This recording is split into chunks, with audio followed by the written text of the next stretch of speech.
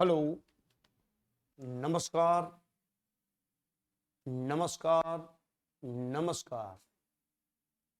श्री राधे राधे मित्रों, स्वागत है आपका आपके अपने YouTube चैनल के पांडे एडवांस मैथ क्लासेज में। दोस्तों, मैं पढ़ा रहा हूं आप सबको advance math special group D NTPC वाले बच्चों के लिए। और मैं 3 वीडियो अपलोड कर चुका हूं। जिन बच्चों ने ये वीडियो अभी नहीं देखे वो एक बार जरूर देख लें। मेरे साथ साथ आप बने रहो जब तक आपका ग्रुप डी एनटीपीसी का एग्जाम ना लगे, तब तक आप भी और मैं भी, हम दोनों भाई मिलकर रेगुलर रहते हैं और रेगुलर हम अपना काम करते हैं, तो 100% चीज़ें हमारी समझ में भी आ जाएंगी और हमारा जो टारगेट है एडवांस मैथ कंप्लीट करने का एग्जाम तक वो पूरा हो जाएगा और पेपर में 100% आपको फ़ायदा मिलेगा, ये पक्का है। और मैं चीज़ों को इस तरीके से, इस सिस्टम से समझा रहा हूँ मैं कि कहीं ना कहीं आपको फ्यूचर में भी ये चीज़ें काम आएंगी। 101% ये कन्फर्म है। आप इन चीज़ों को ध्यान में रखना, मेरी बातों को सदैव याद रखना कि मैं आपसे क्या कह रहा हूँ। दूसरी बात, मेरा वीडियो हमेशा पूरा देखा करो। शुरुआत के 10-5 मिनट जरूर मैं छोटी छोटी चीज़ें बताने में आपको टाइम देता हूँ, लेता हूँ। फिर मैं धीरे धीरे उस लेवल तक तो पढ़ाता ही हूँ जिस लेवल तक आपके एग्जाम में अप्रोच लगती है, जिससे कि आप एग्जाम में सवाल कर पाए। एग्जाम मतलब ग्रुप डी एनटीपीसी, जबकि सीजीएल का जो लेवल होता है वो थोड़ा सा ऊपर होता है। उसके लिए भी मैं जरूर बैच लेके आऊंगा, अगर बच्चों की डिमांड होगी तो 101% बोलेंगे तो पक्का लेके आऊंगा। मैं हूं तो एसएससी सीजीएल का ही टीचर, इसमें कोई शक नहीं है। पढ़ाता तो मैं सीजीएल के लिए ही हूँ, ठीक है। ऑफलाइन में तो सीजीएल ही पढ़ाता हूँ। चलो, तो एक बार देखिए, गुणनखंड मैंने समझा दिए इससे पहले, और आज मैं आपसे एक छोटी छोटी सी बातें में चर्चा करूंगा और उसके बाद में फिर हम अपना काम कर लेंगे, ठीक है। तो मित्रों, मुझे बताओ आप, क्या गुणा करना आसान है ना? मैं ये पूछ रहा हूँ। अगर मैं तुमसे ये कहूँ कि भाई 3 गुणा 8 करो, तो आप ज़्यादातर स्टूडेंट ये कह दोगे ये लो, इसमें कौन सा बड़ा काम है, 3 गुणा 8 24 आ गया। मतलब 3 गुणा 8 को 24 लिखना तो बड़ा आसान है, परंतु मैं आपसे कहूँ कि इस 24 को गुणनफल के रूप में लिखो, तो फिर तुम क्या लिखोगे? ये कोई जरूरी तो नहीं है कि 3 गुणा 8 करके 24 आया होगा। अब मैं वापस 24 को पूछ रहा हूँ। यहाँ तो स्पष्ट में दिख रहा था कि 3 का गुणा 8 में ही हुआ है, तब तो 24 आना ही था। परंतु अब की बार 24 को क्या एक बच्चा 1 गुणा 24 करके नहीं लेके आ सकता क्या? मैं ये पूछ रहा हूँ, क्या अब की बार बच्चा 1 गुणा 24 करके, या 2 गुणा 12 करके, या फिर से 3 गुणा 8 करके, और फिर से 4 गुणा 6 करके, ऐसे ही वो 24 लेके आ सकता है क्या? मैं ये कह रहा हूँ आपसे। फिर आप 5 का भाग लगाओगे 24 में नहीं जाएगा, फिर से 6 लोगे तो 6 गुणा 4 तो यहाँ ले ही लिया है। क्या आप इस तरीके से आप बोल दोगे क्या कि हाँ, हम 24 को 1 गुणा 24 भी कह सकते हैं, यहाँ 2 गुणा 12 भी कह सकते हैं, 3 गुणा 8 भी कह सकते हैं, और 4 गुणा 6 भी हम यहाँ बोल सकते हैं, ठीक है। तो मैं ये कह रहा हूँ कि चीज़ों को लेफ्ट से राइट कर रहे हो, अच्छी बात है। प्रत्यक्ष में दिख रही होती हैं ये चीज़ें हमें कि 3 गुणा 8 क्या आएगा। मैं फिर से समझा दूँ। मैं ये कह रहा हूँ कि आपसे मैं कहूँ भाई 3 + 8 क्या होगा, तो आपको सर 11 होगा, अच्छी बात है। परंतु मैं कहूँ कि भाई ये 11 के बराबर लिखो, तो फिर एक बच्चा कोई ऐसा तो है नहीं अवतारी पुरुष है कि उसे अचानक से समझ आएगा कि 11 को हम 3 + 8 ही लिखेंगे। अरे यार, फिर तो कंडीशंस में फिर तो यहाँ ऐसा तो कुछ है नहीं। 1 + 10 भी लिखेगा तो वो बच्चा 2 + के 9 भी लिखेगा, तो वो 3 + 7 भी लिखेगा। यहाँ विशेष कोई कंडीशन तो है नहीं है। तो ऐसे तो फिर 11 को ना जाने वो क्या क्या लिखता रहेगा जब कोई कंडीशन ही नहीं है। तो उसके बाद मैंने माइनस में भी ले लेगा, कभी प्लस में ले लेगा, तो ऐसे तो बहुत कुछ लिखता रहेगा। तो इसका मतलब है कि कहीं ना कहीं हमें ये चीज़ें परेशान करेंगी बाद में जाके, जब अगर हमने अभी से ये क्लियर नहीं की तो, ठीक है। तो इसलिए मैं इन छोटी छोटी बातों को यहाँ आपके लिए रख रहा हूँ, समझा रहा हूँ। तो देखिए, अगर आपको ऐसी चीज़ें पता होंगी तो ही आप गुणनखंड द्विघात समीकरण वाले जो फैक्टर्स होते हैं उनको आप आसानी से कर पाओगे, ठीक है। तो कहने का मतलब ये है कि तुम 24 को 1 गुणा 24 भी कह रहे हो, 2 गुणा 12 भी कह रहे हो, 3 गुणा 8 भी कह रहे हो, 4 गुणा 6 भी कह रहे हो। तो मैं ये कहना चाह रहा हूँ कि अगर मैं आपसे यहाँ जो भी पूछूं कि इनका टोटल कितना आएगा, 24 और 1 25, या इनका अंतर कितना आएगा 9 और 23, ऐसे ही 2 और 12 का यहाँ टोटल 14 और अंतर कितना आएगा 10। तो इसका मतलब है कि हमारे पास में जब भी द्विघात समीकरण वो बना रहा होता है तो कई बार वो इन चीजों को ध्यान में रख के हमसे कहानी पूछेगा। जैसे मैं तुमसे ये कह रहा हूं भाई ऐसी दो संख्या बताओ, पहली और दूसरी, ऐसी दो संख्या बतानी है जिनका टोटल 11 हो और इन्हीं दोनों संख्याओं का पहला और दूसरा गुणनफल करूं तो 24 आ जाए।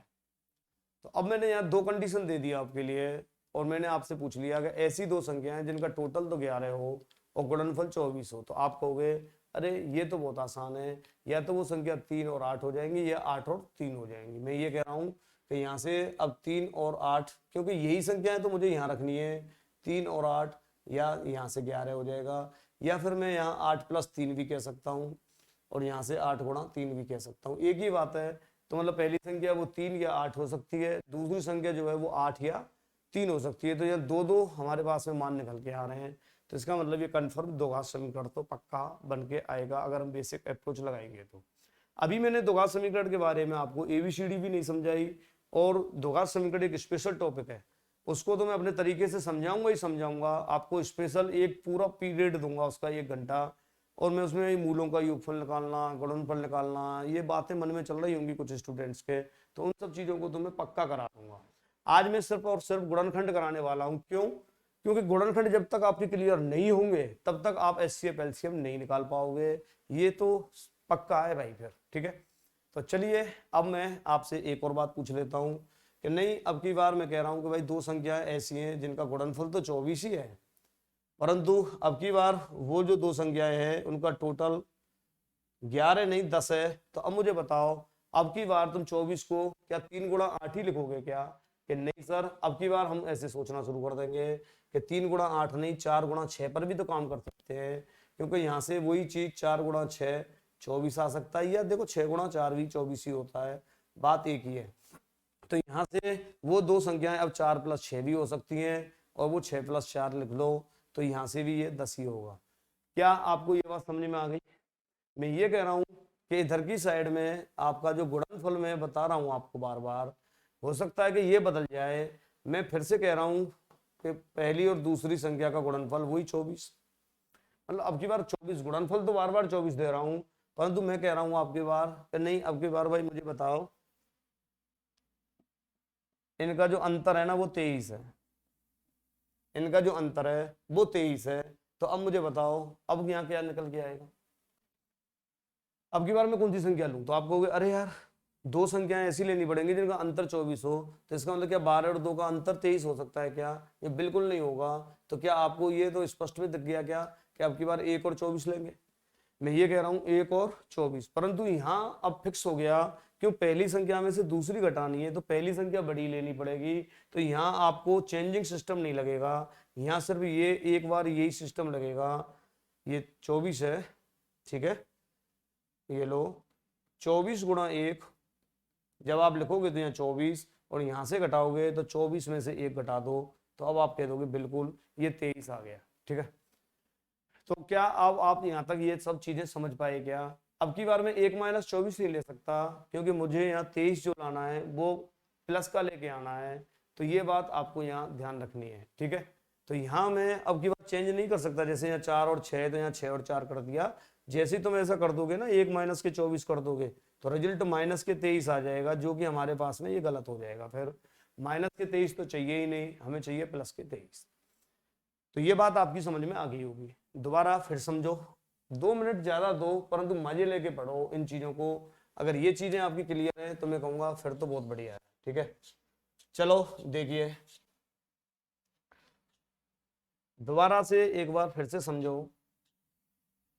अगर मैं आपसे कहूं कि भाई मेरे पास दो संख्या ऐसी हैं जिनका मुझे गुणनफल 48 लाना है, तो अब मुझे बताओ 48, क्या आप शुरू से ही सबसे पहले 1 से शुरुआत किया करो। इनका तरीका क्या है कि आप यहाँ 1 लिख लो, तो 1 का 48 में भाग देंगे तो 48 ही आएगा। तो 48 1 गुणा 48 भी 48 आ जाएगा। ये बिल्कुल आएगा सर। अब की बार 2 का भाग चला जाएगा ना 48 में, ये बिल्कुल 24 बार, तो 24 दूनी 48 आ गया। क्रम से चलेंगे, जैसे 1 के बाद 2 3 फिर 4 ले लिया, फिर तुमने 5 ले लिया, फिर 6 ले लिया, फिर 7 ले लिया, फिर 8 ले लिया, फिर 9 ले लिया, फिर 10 ले लिया, ऐसे चलते चलते हैं। ठीक है, इतना टाइम नहीं कि 48 के फैक्टर करेंगे हम, बहुत टाइम लग जाएगा। ये तो 48 है, छोटी छोटी संख्याएं, अभी तो बड़ी संख्याएं आ गई तो परेशानी आएगी। तो हम कैसे लिखते जाएंगे, जो 3 का भाग, आप समझ रहे हो ना, 3 का भाग 48 में, तो 16 3 48, बिल्कुल पूरा पूरा जा रहा है। 4 का भाग भी चला जाएगा, 12 बार 48 आ गया। 5 का तो नहीं जाएगा तो इसे छोड़ो। 6 का भाग चला जाएगा, बिल्कुल 6 8 48, और 7 का भाग नहीं जाएगा 48 में, 8 का चला जाएगा, 8 6 48, फिर से वही आ जाएगा। 8 6 8 ले लो या 8 6 48 कह लो, आना तो वही है। हाँ, एक बार 9 गुणा 8 कह लो या 8 गुणा 9 कह लो यहाँ से। ठीक है, 9 का भाग तो नहीं जाएगा यार इसमें, 8 गुणा 9 क्यों, 72 थोड़ी है, तो 9 का भी भाग नहीं जाएगा 48 में। तो कहने का मतलब ये है कि फिर आपके पास में इस तरीके से 8 गुणा 6 तुम ले चुके हैं, या 6 गुणा 8, तो ये वाले फैक्टर तुम्हारी समझ में आ गए होंगे कि हम ऐसे लिख सकते हैं 48 को। ठीक है, तो फिर इन्हीं के हिसाब से फिर वो दो संख्याएं और साथ में दे देगा, या तो वो अंतर देगा या योग देगा। कि दो संख्याओं का योग, अब की बार मैंने कह दिया, चलो बताइए 16 है, और इन दो संख्याओं का जो गुणनफल है वो मेरे पास 48 है। तो ऐसी दो संख्याएं कौन सी होंगी, 48 को ऐसे दो फैक्टर्स में खोलो जिनका टोटल 16 आ जाए, तो बताइए क्या आना चाहिए। तो अब आप कह दोगे ना यहाँ से आराम से कि 4 गुणा 12 कह, तो चलो यूं सर बिल्कुल 48 आ गया, और यहाँ से 4 + 12 कह दो। ये चीज मैं आपको समझा रहा हूँ उसके बाद। ठीक है, कि हम कैसे हम इन चीजों के गुणनखंड करते हैं और फिर हम किस तरीके से इनका टोटल देखते हैं, ये मैंने आपको यहाँ समझा दिया। चलिए आगे बढ़ जाते हैं अब हम।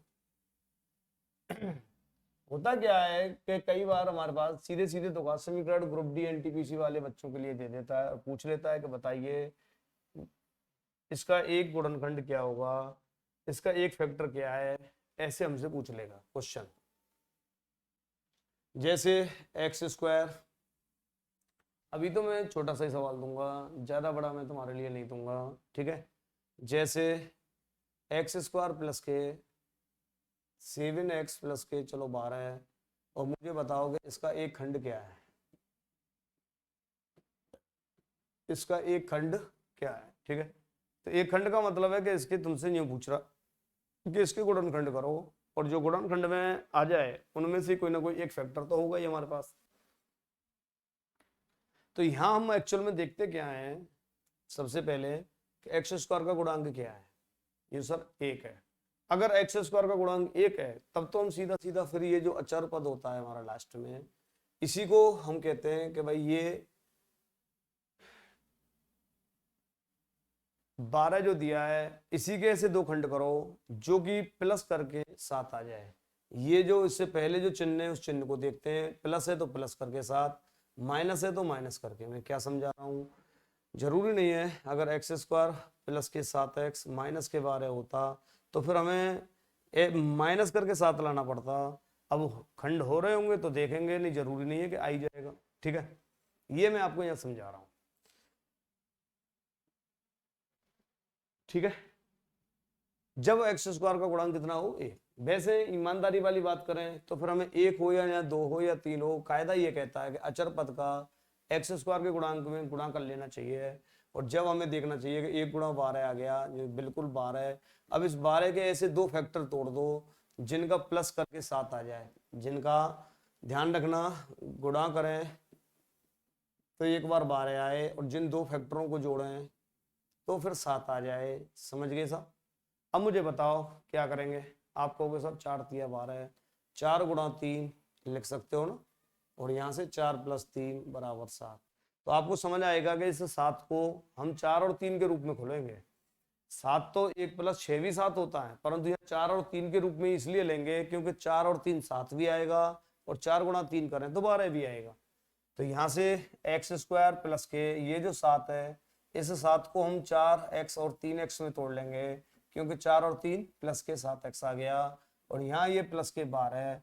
अब इसके समूह बना के आपने पहले कर रखे हैं। ठीक है, दो दो के जोड़े बनाओ और समूह बनाकर आप इनके गुणनखंड कर दो। तो यहाँ से इन दोनों का जब हम x कॉमन लेंगे तो क्या ये x + 4 आ जाएगा क्या, कॉमन लेना तो मैंने सिखाया है। जिन बच्चों ने अगर नहीं सीख पाया है या जिन्होंने मेरा दूसरे नंबर वाला वीडियो नहीं देखा है तो वो दूसरा वीडियो देख के आए पहले, जब फिर वो इनको समझे। ठीक है, कॉमन लेना, x की छोटी घात कॉमन ले लेंगे, एक घात है तो x कॉमन ले लिया और इन दो में से ही ले रहे हैं।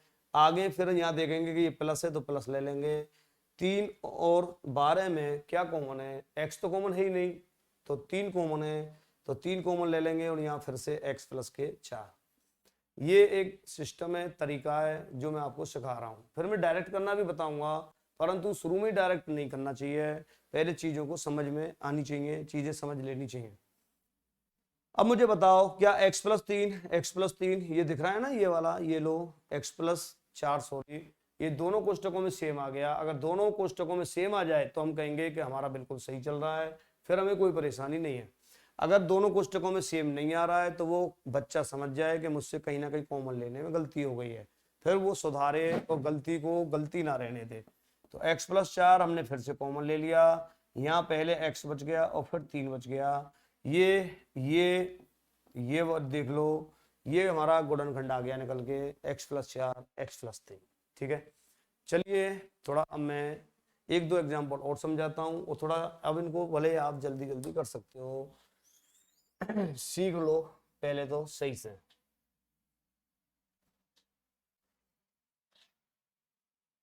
मैं आपको ये समझा रहा हूं कि अगर मैंने ये कहा होता कि x² माइनस के 1x माइनस के 12, अब की बार इसके खंड करो, तो अब मुझे बताओ क्या आप यहां से देखो x² का गुणांक तो 1 है, पहले इनका गुणा कर लो, 12 गुणा 1 ऐसे करके 1 गुणा 12 12 आ गया।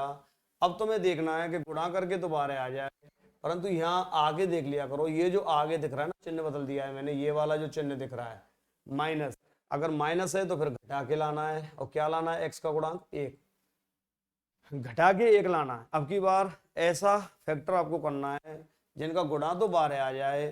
तो ऐसे गुणनखंड 12 के कौन कौन से होंगे बताओ। वैसे तो बहुत सारे खंड है इसके कि ये गुणा 12 कर लो, 2 गुणा 6 कर लो, तो कौन सा लोगे आप, फिर से समझ लो। 1 गुणा 12, 2 गुणा 6, 3 गुणा 4, ऐसे करके ये फैक्टर आ रहे हैं, परंतु इन दोनों का जो अंतर है वो तो हमें 1 लाना है, तो इनका अंतर 1 नहीं आ रहा है, इनका भी नहीं आ रहा है, 4 और 3 का अंतर 1 आ रहा है, इसका मतलब 3 और 4 वाला ही फैक्टर होगा। तो अब की बार ये देखो हमें घटा के 1 लाना है। ठीक है, चलो जब घटा के 1 लाना है तो उससे पहले माइनस लग रहा है, तो हम कह सकते हैं दूसरे शब्दों में कि हमें घटा के माइनस का 1 लाना है, तो इसका मतलब माइनस का बड़ा होना चाहिए। तो 4x में से माइनस के 3x वो प्लस के 3x घटाना, 4x में से जब 3x घटेंगे तभी तो माइनस का x बचेगा। ये छोटी छोटी गलतियां करते हैं, मुझे पता है, माइनस प्लस की बहुत सारे बच्चे करते हैं। ठीक है, तो ध्यान रखना, -4 में से 3 गया तो माइनस के x, और आगे चल ही रहा है माइनस के 12। अब क्या करें, अब इसमें से फिर वही तरीका, x कॉमन ले लो, ये लो x माइनस के 4, और यहाँ से कॉमन ले लो प्लस के 3, और यहाँ से भी आ जाएगा x माइनस के 4। अब ये सब एक दोनों कोष्टकों में सेम आ गया, तो इसका मतलब x माइनस 4 और ये लो x प्लस के 3। ये हमारे गुणनखंड हो गए आगे, ये हमारे गुणनखंड हो गए आगे। ठीक है, चलिए अब हम आगे बढ़ते हैं, और सीखो और समझो इनको। ठीक है,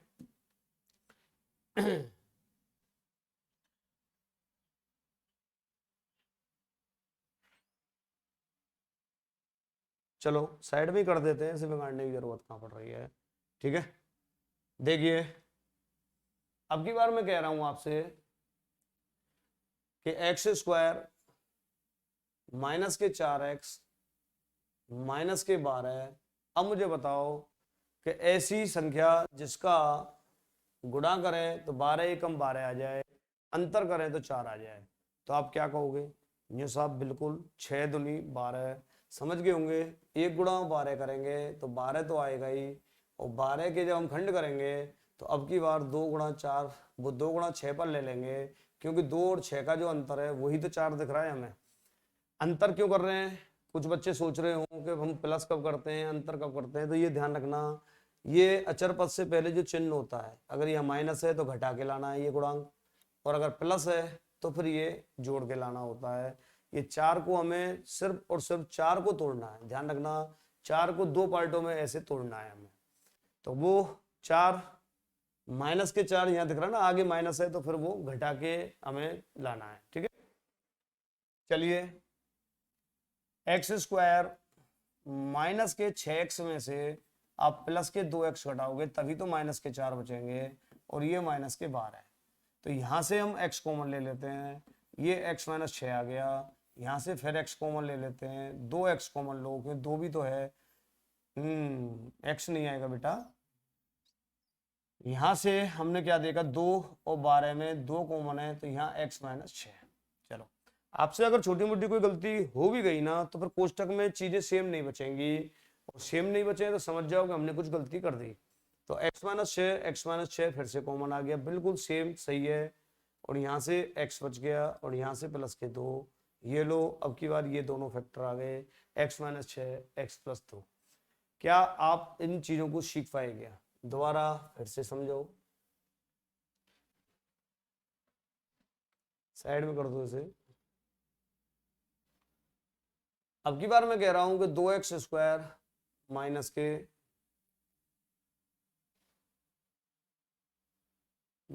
के वही तरीका, चलो 7x कर देता हूं यहाँ, और प्लस के 6 कर देता हूं। तो बताइए इसका फैक्टर क्या होगा? ठीक है, मैं क्यों नहीं डायरेक्ट सिखा रहा हूँ, समझ रहे हो नहीं आप लोगों को? कोई शॉर्ट ट्रिक इसलिए नहीं बनानी चाहिए क्योंकि आपको जब एक बार पूरा सीख जाओगे तो खुद ही बनाना शुरू कर दोगे। बताओ मुझे, 6 गुणा 2, ध्यान है ना, एक्स स्क्वायर का गुणांक, ये सब बिल्कुल 2 गुणा 6, यहाँ से 12 आ गया। अब मुझे बताओ कि अब 12 के ऐसे फैक्टर करने हैं जिनका टोटल 7 आ जाए। 12 को फिर से करो और जिनके टोटल जो आए दो संख्याओं के, उनके वो टोटल कितना आ जाए, 7। तो बताओ क्या यहाँ से 4 गुणा 3 कर दोगे क्या?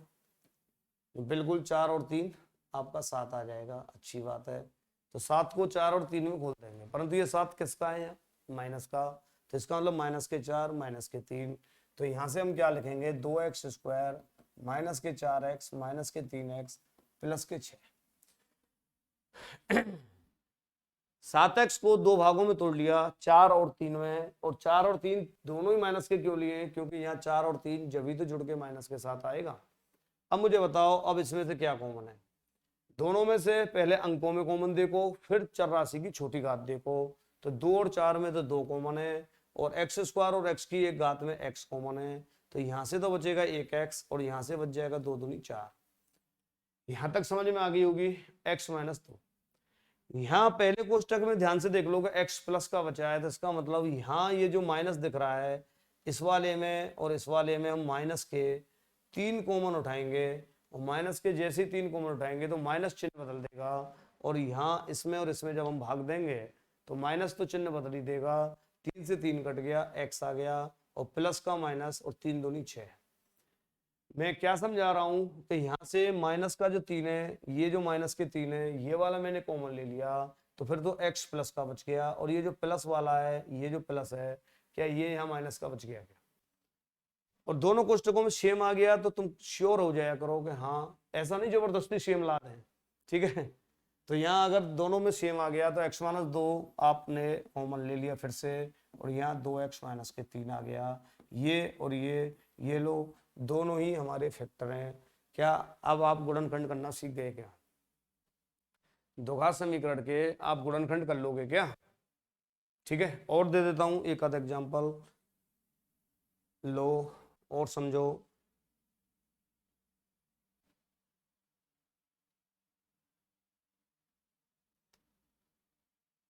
पांच एक्स स्क्वायर माइनस के 14x माइनस के 8, बोलो कि गुणनफल करो। एक बार आप ऐसा करो, खुद करके देखो, फिर मैं कराता हूं कैसे करना है। एक्स स्क्वायर का गुणांक कितना है? 5। तो एक्स स्क्वायर के गुणांक का, और हम अचर पद में गुणा करते हैं, गुणा करके 40 आ जाए और घटा के 14 आ जाए। घटा के तो 14 नहीं आएगा भाई, समझ रहे हो ना? फिर ये श्री धाराचार्य से होगा अगर कोई गुणनखंड ऐसे नहीं हो रहा है तो। अभी मैं इस तरीके से बता रहा हूँ कि सीधे सीधे गुणनखंड हो जाए, यही आपके एचसीएफ एलसीएम में आएंगे। तो यहाँ मैं प्लस कर देता हूँ, ये लो अब कर दो 8×40 और जोड़ के आ जाए 14। समझ गए होंगे तुम। अब हमें पहले तो 5 गुणा 8 करना होता है, इसका मतलब 40, और अब की बार 40 के 2 खंड ऐसे करने हैं जिनका टोटल 14 आए। तो 10 चौका 40 पर दिमाग चला गया क्या? तो ऐसे जब तुम प्रैक्टिस करोगे तो तुम्हारी अपने आप समझ में आ जाएंगे। गुणनखंड तो मैंने करके सिखाई दिए तुम्हें शुरू में कि कैसे हम गुणनखंड तरीके से करते हैं। गुणनखंड करने का तरीका तो ये होता है ईमानदारी से, 1×40 करो पहले, फिर 2×20 करो, फिर 3 का भाग नहीं जाएगा, फिर 4×10 करो, जब जाके आपको समझ आएगा फिर 5×8 भी होगा, 6 का नहीं जाएगा, 7 का नहीं जाएगा। तो ऐसे बहुत सारे फैक्टर्स आएंगे निकल के, ठीक है। अब 1×40 क्यों नहीं ले रहे हम? क्योंकि हमें तो टोटल मिला के 14 लाना है। 20 और ये नहीं ले रहे, 5 और 8 नहीं ले रहे, हम केवल यही टारगेट क्यों बना रहे 4 और 10 का ही? क्योंकि 4 और 10 टोटल मिला के कितना लाना है? 14। तो ये ऐसे तो मैंने फैक्टर करना तुमको शुरू में सिखाई दिए, तो आप इन चीजों को और देख लेना सही से। मैं चाहता हूँ कि आपकी हर वो छोटी छोटी चीज क्लियर हो जिनसे तुम परेशान रहते हो पहले, ठीक है। उसके बाद में फिर आप आराम से एक क्वेश्चंस बनाने के लिए हमें बड़ी मेहनत करनी पड़ती है अगर हम कमजोर हैं तो, ठीक है। तो चलो अब यहाँ से कर लो, 5x² माइनस के 10x माइनस के 4x, 10 और 4 14 और प्लस के 8। ये 2 खंड हो गए इसके, 10 और 4 14। अब कॉमन ले लो पहले वही अंक, और 5 में और 10 में क्या कॉमन है? जो सर 5, x² और x की छोटी घात x है, तो यहाँ से तो x बचेगा और यहाँ से 5 दूनी 10, x - 2 बच जाएगा। अब मुझे बताओ यहाँ से आप देख लेना, पहले माइनस है तो माइनस कॉमन लेना, 4 और 8 में फिर 4 कॉमन लेना, तो माइनस के 4 कॉमन आ गया, और यहाँ बचेगा फिर माइनस चिन्ह बदल देगा। ये बात मैंने पहले भी समझा दी है कई बार। माइनस से माइनस कट गया, 4 से 4 कट गया, x आ गया, और -4 दूनी 8। ये लो दोनों कोष्टकों में सेम आ गया, तो इसका मतलब हम सही चल रहे हैं। सही चल रहे हैं तो इसका मतलब हमें कोई दिक्कत नहीं है। x - 2 यहाँ से कॉमन ले लो, 5x माइनस के 4। ये भी एक फैक्टर है, ये भी एक फैक्टर है, ये लो दोनों फैक्टर्स हमारे पास निकल के आ गए इसके, ठीक है। तो ये द्विघात समीकरण एक स्पेशल टॉपिक है, ठीक है, और इसके साधारण रूप से जो फैक्टर हो सकते हैं गुणनखंड विधि से वो मैं आपको बता रहा हूँ। श्रीधाराचार्य विधि वो स्पेशल मैं आपको समझाऊंगा नेक्स्ट वीडियो में। द्विघात समीकरण जब भी मैं पढ़ाऊंगा तो वहाँ द्विघात समीकरण एक स्पेशल टॉपिक है, आप उसके लिए चिंता मत करो। वहां तो मैं भी समझाऊंगा कि ए क्या होता है, ax², इस तरीके से समझाऊंगा फिर मैं वहां, ध्यान रखना, ठीक है। अभी तो एक साधारण सवाल चल रहे हैं तो इसलिए साधारण तरीके से बता रहा हूँ। ax² bx + c = 0, a b और c, ठीक है, ये तीनों अचर पद हैं। ये द्विघात समीकरण की फॉर्म होती है, ये द्विघात समीकरण का एक समीकरण होता है, व्यापक समीकरण। इस समीकरण पर ही हम काम कर रहे होते हैं, ठीक है। तो यहाँ अभी मैं इतना मैं पढ़ा नहीं रहा हूँ कि योगों, मूलों का योग, मूलों का गुणनफल, फलाना ठिकाना, इतना दिमाग में लगाओ। अभी तो आप सीधे सीधे चलो मेरे साथ। चलिए अब जो साहब ये चीजें क्यों सिखाई हैं, तो मैंने आपको बता दूं, ये इसलिए सिखाई हैं कि जब आप नेक्स्ट एचसीएफ एलसीएम करोगे तो फिर इन चीजों की भी आपको जरूरत पड़ेगी। एचसीएफ एलसीएम, ठीक है। तो देखिए मित्रों, एचसीएफ सबसे पहले आप एचसीएफ के बारे में समझे थोड़ा सा। तो हाईएस्ट कॉमन फैक्टर एचसीएफ मतलब महत्तम समापवर्तक, महत्तम समापवर्तक माशापा, ठीक है। एलसीएम लघुत्तम समापवर्तक। तो सबसे पहले हम एचसीएफ के बारे में चर्चा कर लें, एलसीएम के बारे में बाद में चर्चा करेंगे, ठीक है। अगर मैं अर्थमेटिक में तुमसे कहूं कि एचसीएफ निकालो तो उससे पहले आपको खंड करने पड़ेंगे, और गुणनखंड करना आता होगा तो आप आराम से जल्दी से एचसीएफ निकाल लो, ठीक है। एचसीएफ का सही मायने में मतलब ये होता है कि 2 या 2 से अधिक संख्याओं में ऐसी कौन सी कॉमन संख्या है बड़ी से बड़ी जो दोनों को पूरी तरह विभाजित कर दे। ध्यान रखना, अपने आप में सिंगल संख्या खुद की एचसीएफ भी होती है और खुद की एलसीएम भी होती है। मैं कहूँ 6 का एचसीएफ क्या है तो आप कहना 6 का 6 ही है, और 6 का एलसीएम क्या है, जो सर 6 का एलसीएम भी 6 ही है। और जब मैं पूछूं कि 6 किस किस से विभाजित हो सकती है तो आप कह सकते हो कि 6 1 से भी विभाजित हो सकती है, 6 से भी हो सकती है, 2 तो संख्या होंगी होंगी, एक स्वयं की और एक, और दूसरा अपने गुणनखंडों से भी ये विभाजित हो सकती है। 2 से भी और 3 से भी। परंतु जब मैं आपसे ऐसे पूछने लग जाऊं कि नहीं 6 के संग संग के भाई एक 8 हो रहा है, अब मुझे बताओ ऐसी एक कॉमन संख्या जो 6 को भी विभाजित करे और 8 को भी करे, तो फिर आप वही तरीका ढूंढोगे कि भाई इस 8 के भी फैक्टर हो सकते हैं क्या, 2 गुणा 2 गुणा 2। अब इन दोनों में कॉमन कौन है, जो सब एक तो यहाँ से 2 कॉमन है, तो यहाँ से हमारा ये 2 जो है वो हमारा HCF आ जाएगा, हाईएस्ट कॉमन फैक्टर। ठीक है। मैं अर्थमेटिक के HCF सिखा नहीं रहा हूँ तुमको, यहाँ अर्थमेटिक से फिलहाल देखा जाए तो थोड़ी सी देर के लिए मुझे कोई मतलब भी नहीं है। मैं तो एक तरीका ये समझाने की कोशिश कर रहा हूँ कि ऐसी कंडीशंस में जब आपके पास सवाल आते हैं तो आप कैसे देखते हो और इनको कैसे करते हो। तो आप देखते हो कि इनके गुणनखंड करो और इनमें से जो कॉमन पार्ट है उसे उतार लो, उसे लिख लो और फिर हम कर लेते हैं। मैं कह रहा हूँ दूसरे शब्दों में ऐसे कह देते हैं 2 गुणा 3 और 8 को लिख लो यहाँ 2 गुणा 2 गुणा 2, और फिर हम यहाँ से HCF निकाल रहे हैं तो ऊपर नीचे दोनों में मैच कौन सा कर रहा है, ये 2 कर रहा है, ये 3 कर रहा है क्या, नहीं कर रहा है, और नीचे से इस वाले 2 के लिए ऊपर 2 नहीं है, तो इसका मतलब हाईएस्ट कॉमन जो होगा HCF वो इसका 2 होगा। दूसरे शब्दों में ऐसे भी कह देते हैं 2 गुणा 3 और यहाँ से 2 की पावर बना लो इसे कि ये 2 का क्यूब हो गया, और इसमें जो भी हमारे पास मिनिमम पावर चल रही होगी, छोटी घात चल रही होगी, उसी को हम यहाँ से HCF ले सकते हैं। दोनों में जो समान पद हैं उनमें देख लो, यहाँ 2 की 1 घात है, यहाँ 2 की 3 घात है, तो छोटी घात आप कॉमन लेके काम चला सकते हो समान पद की, मतलब 2 की घात 1, ऊपर नीचे दोनों में समान पद देख लेना, तो आप ऐसे कह सकते हो। तो चलिए अब थोड़ा सा एल्जेब्रिक गुणनखंड देख लो, एल्जेब्रिक गुणनखंड और एल्जेब्रिक HCF LCM। ठीक है। अगर मैं आपसे पूछूं यहां से कि कोई दो संख्याएं, एक p बराबर एक्स क्यू वाई स्क्वायर दिया है और एक q बराबर एक्स वाई दिया है, और मैं पूछूं बताइए इन दोनों का HCF क्या होगा। HCF में पूछ रहा हूं, बताओ HCF क्या होगा। तो 2 सेकंड में आप ऐसे कह दोगे क्या कि पहले तो इनके फैक्टर करें तो फैक्टर तो हो ही जाएंगे इनके, या फिर आपको देखा जाए तो यहाँ से छोटी घात कॉमन ले लो, तो छोटी घात जब भी तुम देखोगे तो वो क्या है, एक्स की और वाई की दोनों की देख लेना। तो एक्स की छोटी घात 1 है और यहाँ से वाई की ऊपर नीचे भी छोटी घात 1 है, तो क्या हाईएस्ट कॉमन एक्स वाई आ गया क्या, हाँ या ना। अगर आप ऐसे नहीं समझ पा रहे हो तो फिर आप इन चीजों को ऐसे समझो, 1 गुणा एक्स 3 बार, वाई गुणा वाई 2 बार, ऐसे ही यहाँ x गुणा वाई है। अब तुम ऊपर नीचे देख लो, एक तो x मैच कर गया जो ठीक है सर, एक हमारे पास में यहाँ से y मैच कर जाएगा और मैच नहीं करेगा कुछ भी, ऊपर नीचे दोनों में जो मैच कर जाए सिमिलर बन जाए उसी को हम कहेंगे कि भाई हाँ ये हमारे दोनों में कॉमन है, दोनों में समान है, उभयनिष्ठ है, ये x भी उभयनिष्ठ है इसमें और y भी। ऐसे मत देखना कि सब ऊपर दोनों x आ गए, ठीक है, कि एक एक्स ले लें, ऐसे मत देख लेना, गलत मत कर देना यहाँ। ओके चलिए फिर देखिए और समझिए।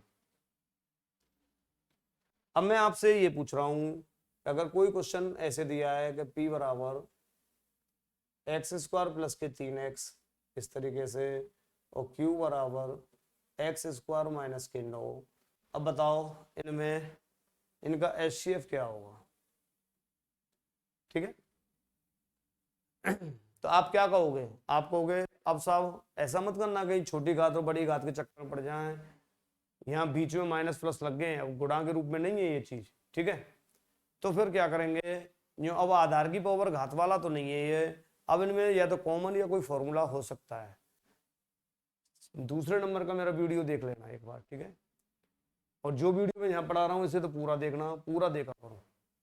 तो यहाँ से हम क्या कहेंगे कि साहब इनमें से और इनमें से x कॉमन है, तो ये x प्लस 3 ये लो।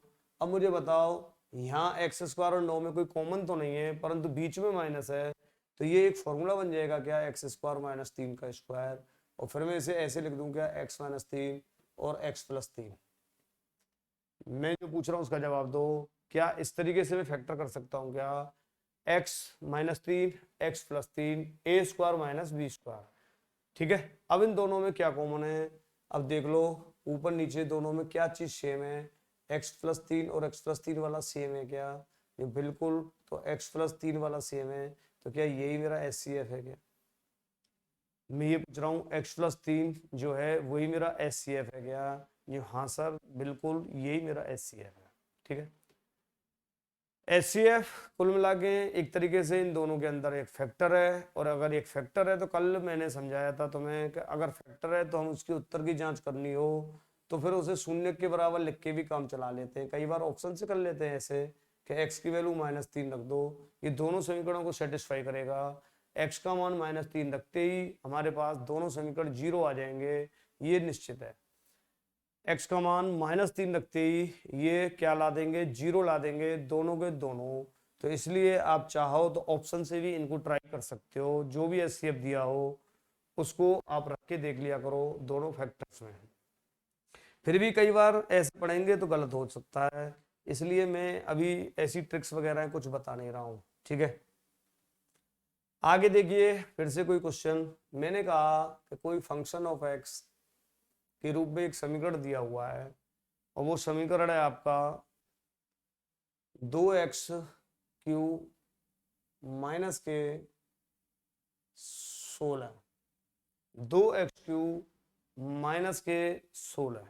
ठीक है, और दूसरा एक gx दिया हुआ है x² माइनस के 4x प्लस के 4।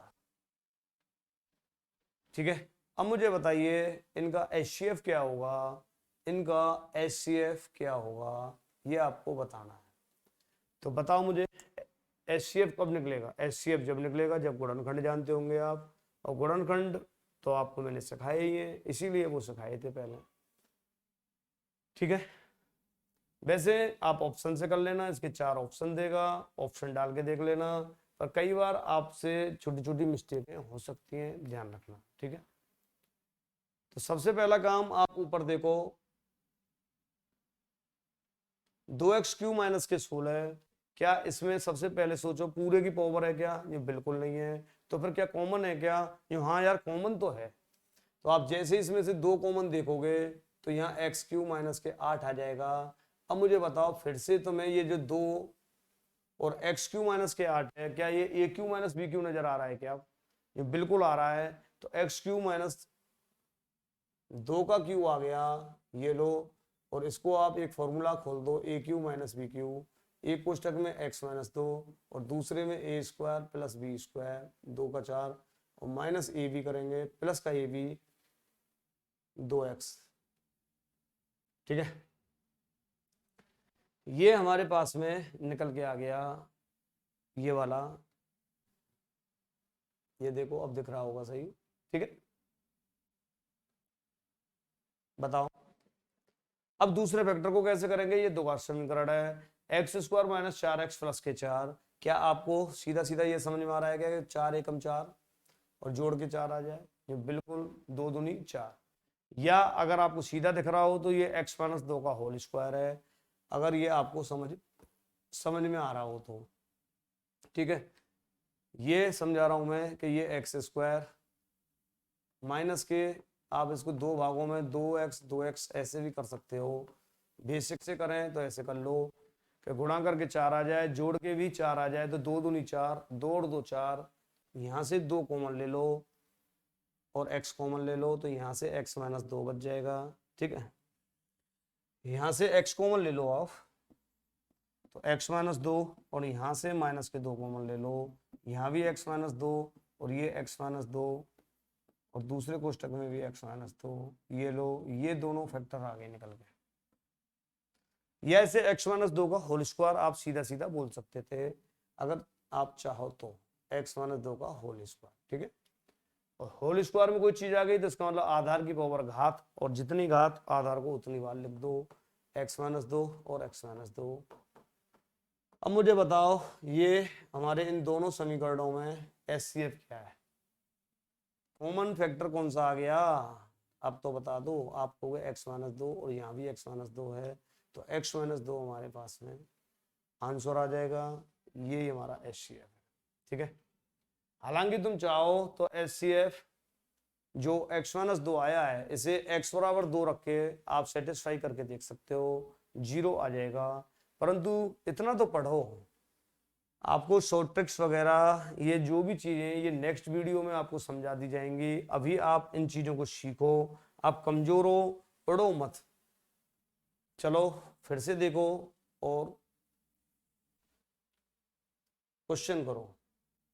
मैं कह रहा हूं a बराबर x cube y square z की घात 4, b बराबर एक्स स्क्वायर वाई जेड की घात 5 और c बराबर एक्स वाई की घात 3 जेड की घात 2। ये लो, इनका HCF बताओ। ये तो आसान सवाल है, इनका HCF बताओ। ऐसे सवाल खूब आते हैं ग्रुप डी NTPC में, ठीक है। तो बताइए, अगर तीनों में समान फैक्टर चल रहे हैं तो 100% फिर हम छोटी घात कॉमन ले लेंगे। तीनों में समान है तो, तीनों में समान नहीं है तो फिर हम नहीं लेंगे, ये ध्यान रखना, ठीक है। मैं क्या समझा रहा हूं, जैसे अगर कोई सवाल ऐसे होता कि एक्स क्यूब वाई की घात 2 जेड की घात 4 बी बराबर वाई की घात 3 जेड की घात 8, कुछ भी लिख दो, सी बराबर एक्स जेड की घात 5। मैं ये समझा रहा हूं आपको कि देखो, क्या अब तुम यहां से जब हाईएस्ट कॉमन लोगे तो क्या तीनों में अब आप देखोगे यहाँ एक्स है, यहाँ भी एक्स है, पर इस वाले में एक्स है क्या? ये इस वाले में एक्स है ही नहीं, है ही नहीं, तो फिर एक्स के रूप में आप कोई कॉमन नहीं ले पाओगे। ये मैं यहाँ समझा रहा हूँ। अगर हम ध्यान से देखें तो अब की बार y भी नहीं ले सकते, क्योंकि y यहाँ तो y है, यहाँ तो y है, परंतु इस तीसरे नंबर वाले में y नहीं है, तो x और y यहाँ कॉमन नहीं आएगा। कॉमन तीनों में सेम होना चाहिए, और जबकि यहाँ z और यहाँ भी z है तो z ही z कॉमन आ जाएगा, और z की भी छोटी घात कॉमन आएगी, जहाँ z की पावर 4, 8 और 5 में छोटी घात 4 है। तो जहां सेम नहीं है तो फिर नहीं है, जो चीज है ही नहीं तो उसे तो हम कॉमन फिर लेंगे कैसे, उसे कॉमन नहीं लेंगे, ठीक है। अब मुझे बताओ, क्या इस वाले सवाल में अब आप x की पावर 3 है या 2 है या 1 है, तो x की पावर 1 कॉमन आ जाएगी, y की 2, y की 1 और y की 3 तो y भी कॉमन आ जाएगा, और z की पावर 4, 5 और 2 में z की पावर 2 कॉमन आ जाएगा। ये आ गया एक्स वाई जेड स्क्वायर। ये लो, यही मेरा आंसर है, ठीक है। तो मैंने ये दोनों सवाल एक संग इसीलिए समझाए कि आपको समझ में आ जाए कि सेम पावर हम लेते हैं, कैसे लेते हैं, छोटी घात सेम आधार पे, ठीक है। चलिए आगे बढ़ो, नेक्स्ट क्वेश्चन।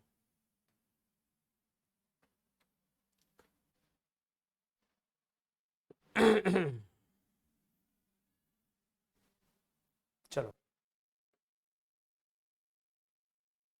ये क्वेश्चन लिखा हुआ है, इसे आप करो। एक्स स्क्वायर माइनस के 8x प्लस के 15 और एक्स स्क्वायर माइनस 9 का HCF बताओ। ऐसे सवालों में आप भले ही आप यहाँ से ऑप्शन से कर सकते हो, ये मैंने ऑप्शन दे रखे हैं, ठीक है। मैंने थोड़ी देर पहले ही समझाया था कि ऑप्शन से तुम जब ही कर सकते हो जब आपके बीच से कॉन्सेप्ट क्लियर है। अगर x माइनस 3 को अगर तुम लेते हो तो फिर इसका शून्यक लिख लो, x माइनस 3 बराबर 0, तो x की वैल्यू 3 आ जाएगी, और x की वैल्यू 3 यहाँ रख के देखो, और दोनों में ध्यान रखना, जो रख के देखोगे तो दोनों में रख के देखना, और दोनों के दोनों 0 आ जाएं तो वो उसका हाईएस्ट कॉमन हो जाएगा, इसका मतलब वो कॉमन बिल्कुल सही है। मैं ये समझा रहा हूँ, आप अगर फैक्टर करना भी नहीं जानते तब भी आप थोड़ी सी देर के लिए इस अप्रोच को लगा सकते हो कि x माइनस 3 बराबर 0 और x बराबर 3। पहला ऑप्शन है, तो x का मान 3 जब यहाँ रखोगे तो 3 का वर्ग माइनस 8 गुणा 3 प्लस के 15, यहाँ 9 आ गया, यहाँ 24, यहाँ 15, और 15 और 9 ये भी 24 माइनस 24, साहब ये तो 0 आ गया, ठीक है। 24 में से 24 घटा दो, ये लो यार थोड़ा जल्दी कर याद करो, 24 माइनस 24 0, ये 0 आ गया। अब जो दूसरे में भी रख के देखें, जो बिल्कुल रख के देखो, इस वाले में भी रख के देखना पड़ेगा। x बराबर 3, तो 3 का स्क्वायर माइनस के 9, तो 9 माइनस 9 0, ये लो बिल्कुल सही है, पहला ही ऑप्शन सही है, पहला ही ऑप्शन आपका सही है। पर आप सोच के देखो, अगर ये चौथे नंबर पर ऑप्शन होता तो क्या आप इससे पहले 3 ऑप्शन ट्राई करते क्या? तो टाइम नहीं लगता क्या? ऑप्शन विधि आसान तो होती है, परंतु मेरी नज़र में ऑप्शन विधि घटिया स्तर की विधि भी होती है। कई बार हमारा सिलेक्शन जल्दी कराने के चक्कर में लेट भी करवा देती है। इससे बेटर है कॉन्फिडेंस इतना रखो कि सवालों को जल्दी जल्दी फास्ट फास्ट आप खुद से कर पाए। ठीक है, बेसिक से देखो एक बार। हाँ जी, गुणा करके 15 एकम 15 आ जाए, जोड़ के आ जाए 8, तो क्या आपको पता है क्या? क्या आपको पता है क्या? ये सब 5 दिया 15 है, तो इसका मतलब यहाँ से डायरेक्ट करना हो तो आपको ऐसे समझ में आना चाहिए, ये माइनस के 8 है तो -5 और -3 में ही खुलेगा। ये 5 और 3 8, तो इसका मतलब ये इसके दो फैक्टर जो आ रहे होंगे वो एक x-5 भी और एक x-3 भी, डायरेक्ट तो ऐसे आ जाएगा। ठीक है, समझ आ गई होगी, करके देखना खुद से। और a² - b² ये तो मैंने करवा ही दिया, x-3 x+3 ये लो, इन दोनों में देख लो x-3 x-3 दोनों में सेम है, तो HCF x-3 आ जाएगा। HCF x-3 आ जाएगा। तो फैक्टर करना एक फास्ट तरीके से करना अगर तुम्हें आ जाता है तो फिर मैं कहूँगा ऑप्शन से बेटर है, फिर आप ऐसे करें। ठीक है, हमेशा ही ऑप्शन से सवाल तुमसे नहीं होते, ये ध्यान रखना। चलिए अगला क्वेश्चन नेक्स्ट। ये 3 द्विघात समीकरण दिए हुए हैं और इनका HCF पूछ रहा हूँ।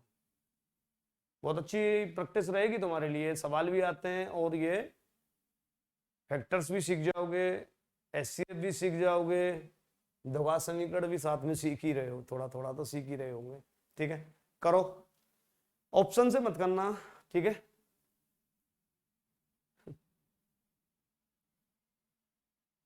ऑप्शन से टाइम लग जाएगा आपको करने में। x-2 x=2 यहाँ ऑप्शन से करें तो 2 रख के देखो, फिर वो तीनों में रख के देखना पड़ेगा, तो बहुत टाइम लग जाएगा। और अगर पता लगेगा कि तो रख के देखा और क्या तो ए ऑप्शन हो ही ना, तो इसलिए ऑप्शन से करना मेरी नज़र में थोड़ा सा ठीक नहीं है। वैसे करना चाहें तो कर लेना। चलो अब मैं यहाँ से जल्दी जल्दी फास्ट फास्ट तुम्हारे लिए करा देता हूँ। गुणा करके 6 एकम 6 आ जाए, जोड़ के 5, तो -3 और -2 के रूप में जाएगा, तो इसका मतलब एक तो -3 वाला आएगा, एक -2 वाला आएगा। ऐसे जल्दी जल्दी करना है तुम्हें। ठीक है, यहाँ से हमारे पास में देखो घटा के 1 आ जाए, गुणा करके 6, तो 6 एकम 6, इसे समझा दूं मैं थोड़ा सा। x² घटा के हमारे पास में 1 लाना है, तो अपने पास क्या करना, 6 के फैक्टर 2 तिया 6, 3 में से 2 गया तो 1, तो 1 तो हमारे पास में देखो यहाँ से प्लस का 3 होगा और माइनस के 2 होगा, तभी तो ये प्लस का 1 आएगा। तो मतलब प्लस वाला तो प्लस का दे देगा, अगर तुम्हें शॉर्ट में करना हो तो प्लस का 3 और यहाँ से माइनस के 2, ये लो, इस तरीके से फैक्टर आएंगे। थोड़ा तुमको मैं समझा देता हूँ। लो 3x प्लस के माइनस के 2x माइनस के 6, मतलब 3 दूनी 6 भी आ गया और 3 में से 2 गया तो 1 भी आ गया, तो एक पहले तो x कॉमन ले लो यहाँ से, तो x+3, यहाँ से माइनस के 2 कॉमन लेना, तो यहाँ भी x+3 आएगा, और x+3 यहाँ से कॉमन ले लो, तो यहाँ x-2 आ जाएगा। ठीक है, x+2 x+3 और x-2 आ गया। ठीक है, तीसरे वाला 2 एकम 2 और घटा के आ जाए, तो मतलब माइनस के 2 प्लस का 1 होना चाहिए। यहाँ यही तो लाना है 1, तो माइनस के 2 और प्लस का 1, इसका मतलब है कि माइनस के 2 वाले में तो x-2 तो आएगा ही आएगा। ये जो चिन्ह है ऐसे कैसे ही रख दो, -2, प्लस वाले में प्लस वाला लिख दिया करो।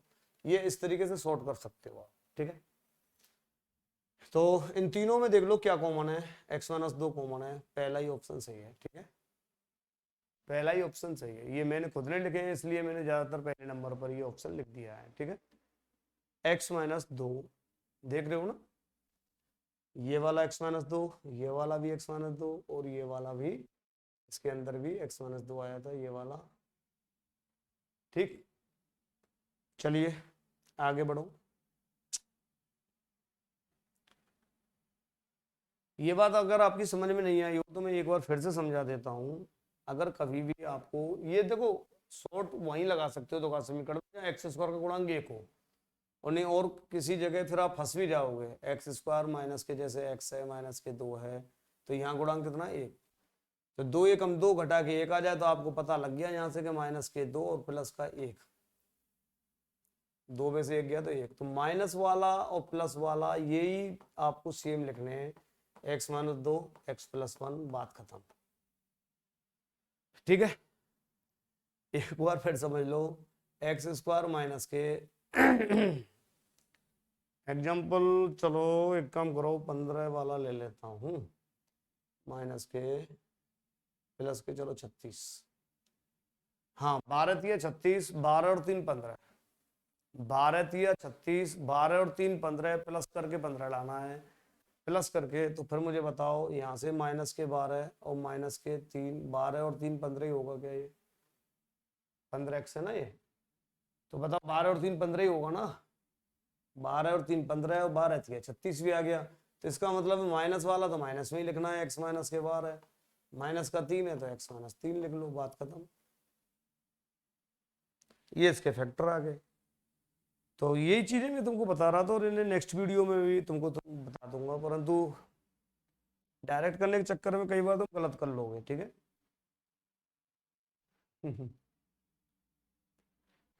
सही समझ में आ रहा है, बढ़िया समझ में आ रहा है ना, चलो कोई दिक्कत नहीं है। ध्यान रखना, हम ना तो किसी के दबाव में पढ़ा रहे हैं, ना आप किसी के दबाव में पढ़ रहे हो, हमारा चैनल है, हमारी इच्छा, हम एक वीडियो एक्स्ट्रा डाल देंगे, परंतु चीजों को क्लियर करके ही चलेंगे, ज्यादा जल्दबाजी हमें नहीं करनी, और खासकर ऐसी ट्रिक्स नहीं पढ़नी अभी शुरुआत में जो तुम्हें लगे हाय ऐसी ट्रिक्स आ गई तब तो मजा आ गया, ये मजा नहीं है, ये सजा है।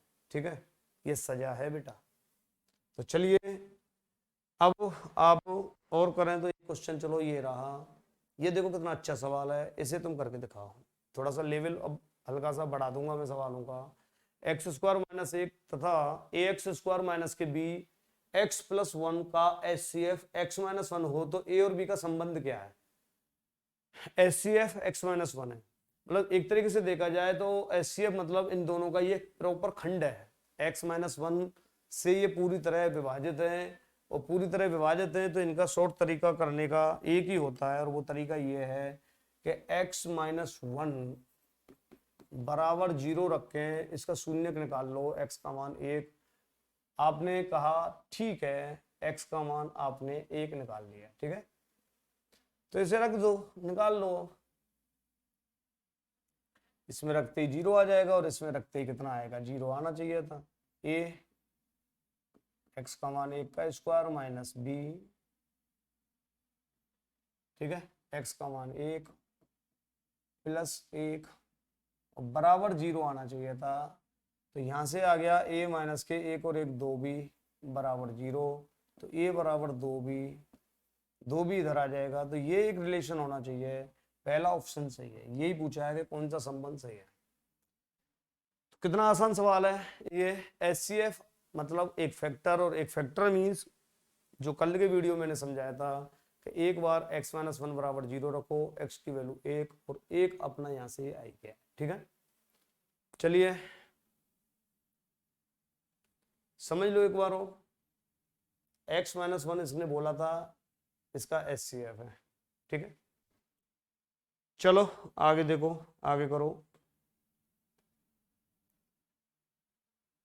ये ठीक सवाल है।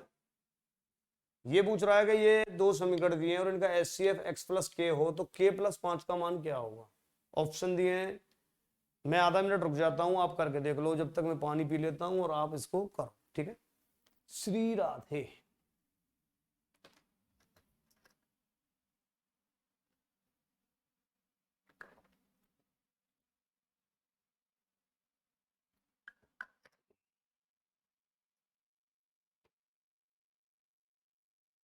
कई बच्चे सोच रहे होंगे कि ये त्रिघातीय समीकरण आ गया, देखो वैसे तो त्रिघातीय समीकरण तुम्हारे सिलेबस में है नहीं, पर टेक्निकली आ जाते हैं, लॉजिकली सवाल इनके ऊपर निशेश्वर प्रमेय से होते हैं ये, और अभी यहाँ ऐसा कुछ नहीं करना तुम्हें। अगर इन दोनों का एचसीएफ ये कह रहा है x प्लस के हो तो k प्लस 5 का मान क्या होगा, तो आपको ये समझ में आ गया होगा कि जब तुम इस वाले को और इस वाले के फैक्टर कर रहे होंगे तो इसके फैक्टर कोई ना कोई जो फैक्टर इसका आएगा वो फैक्टर इसको भी फॉलो कर रहा होगा, तभी तो एचसीएफ बनेगा, और नहीं वरना बनेगा ही नहीं। तो इसके पहले द्विघात के तो तुम फैक्टर कर ही सकते हो ना, त्रिघात के नहीं कर सकते, तो आपको इनका क्या तरीका है सीखने का, समझने का, अब तुम देख लो, अगर तुम्हें ये सवाल एग्जाम में आ गया तो ये श्योर है, निश्चित है कि तुम्हें थोड़ा सा जो आता होगा ना तो कर दोगे अब से, और वरना फिर ये होगा नहीं, अब कोई शॉर्ट ट्रिक वगैरह या ऑप्शन से नहीं होगा ये। तो यहाँ पहले तो आपने दोनों फैक्टर देखो शॉर्टली कर लो, गुणा करके 8 एकम 8 आ जाए और घटा के आ जाए 2, तो इसका मतलब 4 दूनी 8। तो आप 4 में से 2 घटा रहे होंगे, जब भी तो ये 2 बचेगा, तो प्लस के 4, तो इसका मतलब एक फैक्टर तो प्लस के 4 में आएगा, माइनस के 2, एक फैक्टर माइनस 2 में आएगा। ये तो ऊपर वाले के फैक्टर आ जाएंगे, ठीक है। फैक्टर करना मैंने इसी वीडियो में खूब सिखाया है, तो अब मैंने थोड़ा सा ये मान के चल रहा हूँ कि आप सीख गए होंगे। अब मुझे बताओ x प्लस 4 अगर वास्तव में ही और x माइनस 2 अगर इसका कोई फैक्टर शो होगा या फैक्टर अगर मैच करेगा, तो फिर एक काम करो, एक बार x प्लस 4 बराबर और एक बार x माइनस के 2 बराबर, आप जीरो रख के देख लो कौन से पर ये जीरो आ रहा है, ठीक है, दूसरा समीकरण। तो यहां से ऐसा कर लो आप, एक बार x प्लस के जो 4 है उसे 0 के बराबर रखो और x की वैल्यू -4, तो x बराबर -4 वहां से रख के देखना, इसमें कौन से समीकरण में मैं लिख देता हूँ x³ + 3x², अगर -12 है, ठीक है, -12। मैं ये कहना चाह रहा हूँ अब आपसे प्रभु कि अगर x बराबर -4 रख के अगर ये गलती से 0 आ जाए, तो क्या आप ये मानने को तैयार हो कि ये भी इसका फिर फैक्टर होगा? ये हाँ सर बिल्कुल मानने को तैयार है हम। तो x का मान -4 यहाँ जमा दो, x का मान तो -4 का क्यूब + 3 -4 का होल स्क्वायर -7 -4 -12, तो माइनस के 64, 4 चौक 16, तो ये 48 आएगा, प्लस के प्लस माइनस की गलती ना हो जाए यार, ठीक है, माइनस माइनस प्लस के 7 चौका 28 और फिर ये माइनस के 12, तो 64 और 12 माइनस के 4 और 2 6, 6 और 1 76 आ गया, और यहाँ से ये कलर चेंज कर दिया, 48 और 28 ये भी 76 आ गया, ये तो कट गए भाई, ये तो 100% 76 से 76 कट गए, 0। इसका मतलब यही सही है, x प्लस के 4 इसका फैक्टर है, x प्लस 4 इसका फैक्टर है और इसका फैक्टर है, तो आप x प्लस 4 कॉमन कह सकते हो, हाईएस्ट कॉमन। तो x प्लस के 4 यहां से लिख दो, x प्लस 4 ये हमारा SCF है। अब तुम ये भी नीचे SCF दिया है मैंने x प्लस के, और ये भी x प्लस 4, तो k की तुलना कर लो, तो k की वैल्यू कितनी आ गई यहाँ से 4, x प्लस के मैंने कॉमन बताया था और हमारा कॉमन निकल के आया है x प्लस 4, तो क्या k का मान 4 आ गया यहाँ, तो k का मान 4 आ गया, तो 4 + 5 यहाँ जमा दो और 4 + 5 = 9, ये लो, ये हमारा डी ऑप्शन सही है, बी ऑप्शन।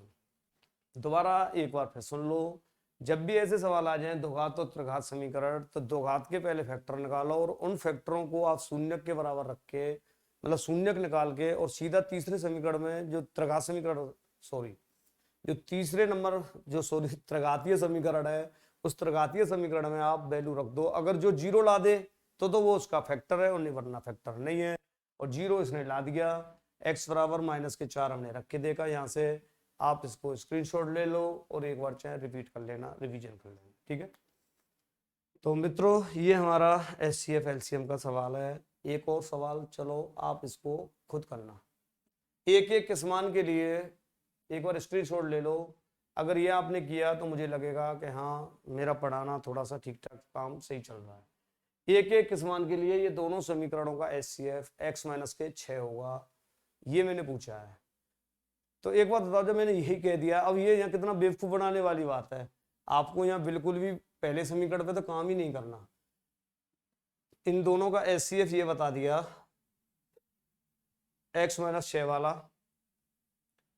अगर ये SCF है तो वो वास्तव में इसको भी शो और इसको भी शो करेगा, मतलब x माइनस 6 जो इसका फैक्टर रहेगा, फिर तो x माइनस 6 अगर SCF है तो वो 0 और x की बराबर 6, वो इस समीकरण को भी सेटिस्फाई कर देगा, पक्का 100% ये कर देगा सेटिस्फाई, ध्यान रखना। अगर इसका ये SCF हुआ तो इसमें भी रखने पर 0 आ जाएगा और इसको भी रखने पर 0 आए, तो फिर एक अमानी तो पूछा है, तो इस वाले समीकरण में आप रख देना, ठीक है, डायरेक्ट इस वाले में तो रख के क्यों देखें, तो आप कर दोगे ना, चलो मैं इधर रख देता हूँ, तुम मत करना, मैं ही करता हूँ भाई, ठीक है। हाँ यार, x माइनस 6 बराबर 0, x बराबर 6, ये लो इस वाले समीकरण में रख दो। समीकरण उतार रहा हूँ मैं, -6 x बराबर, ध्यान रखना ठीक है, अगर ये x बराबर 6 रखने से 0 आ जाए तो हमारा सेटिस्फाई हो जाएगा। तो x की वैल्यू 6 रख रहा हूँ मैं यहाँ, 6 का स्क्वायर -6 इंटू ए, एक्स की जगह रखना है ये, और -6 बराबर 0, तो ये 36 आ गया, ये -6a और -6 बराबर 0। सही चल रहे हो ना?